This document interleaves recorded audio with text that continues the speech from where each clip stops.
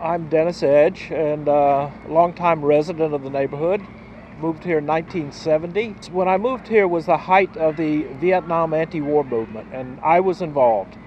I got involved politically with the anti-war movement and in Atlanta, and they were good organizers and serious people, and convinced me to become a socialist. So I did, and moved to New York as a member of the Socialist Workers' Party. I worked in the national office of the Socialist Workers' Party for a number of years, and about 10 years, too. We had a publishing arm. I did the book covers and all the promotion material for the publishing company. Then I sort of got burnt out. The war ended. Things started to move more to the right, and so I guess I did too. And I got out and I became what I studied in school for was graphic design, and I became a graphic designer.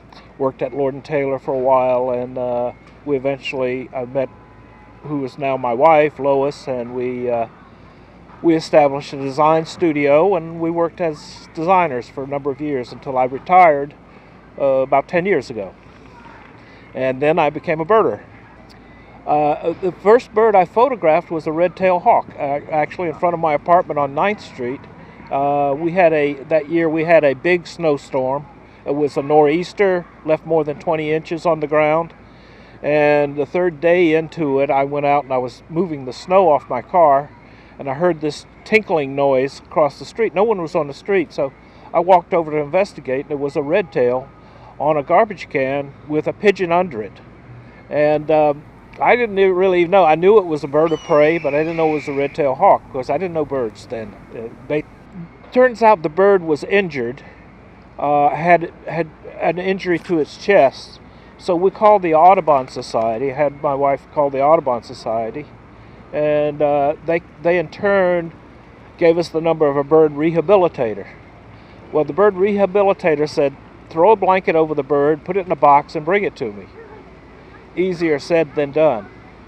By this time, a number of East Village people had gathered around the bird, and but one guy took his leather jacket off and tried to throw it over the bird. The bird hopped out in the middle of the street and then up on PS 122, which is on the corner of my block, and sat there for about 30 minutes, then flew off to the park. Somebody told me later it had died, but I don't know the real story on it. But that was a catalyst for me becoming a birder. Turns out we get red tails in here almost every year since that time, so that was where I first started photographing. Then I branched out and I found other migrants coming through, the whole warbler family, which is large and a very colorful family, and to many birders the warbler family is the creme de la creme of birding, because there's so many species and they're so colorful, and it just delights. Here is a Blackburnian warbler, a delightful bird to get. Many birders just will walk 5 miles to get this bird. This one's called a black-throated green warbler. But you can see that both of them are warblers, but how different they are. And there are about 48 of them that come through here, and they're all like this, different. So they're spectacular birds. They are little birds, but if you really see them, they're beautiful. This is the red-tailed hawk, and this is the one we call Dominatrix. We called her Dominatrix because she's a large female, and she chased all the other hawks out. She dominated this park from about 2009 to about 2012, and no other hawks could come in here because this was her territory. This is called a common raven, which is uncommon in New York. We don't have many of these birds here. They're upstate and in colder climates. This one was brought in from Jackson Hole, Wyoming. It had an injury, and the guy lived it backed up next to the Marble Cemetery on 2nd Street. And he left the bird in his backyard and fed it there. The bird's wings started to heal, and it could fly over the fence and into the Marble Cemetery, so he decided to leave it there, and they would feed it there. Yeah. So the bird remained there for about a year while its wing was getting better, and it started to fly around, and it got better. But the unusual thing is that it became a companion of this Cooper's hawk. The Cooper's hawk came in, and I was just amazed because they should be arch enemies. But the raven is a very sociable bird, and it was probably lonely. So they would perch together for hours. They not only did this one day, I thought, well, okay, that could be just, happenstance. But they did it for 3 days in a row. And one would fly with the other one and perch in the same area. And eventually the raven's wing got well enough that it could fly. It would leave the park the cemetery for 2 or 3 days at a time. And eventually it just disappeared. So hopefully it's alive and well someplace. 2 years ago, I photographed a mating pair that actually nested and had 3 young in Queens. And that was really unusual. A lot of people were flocking out there. A lot of birders were flocking out there because this is happening. So it does happen periodically, but it's not a common event.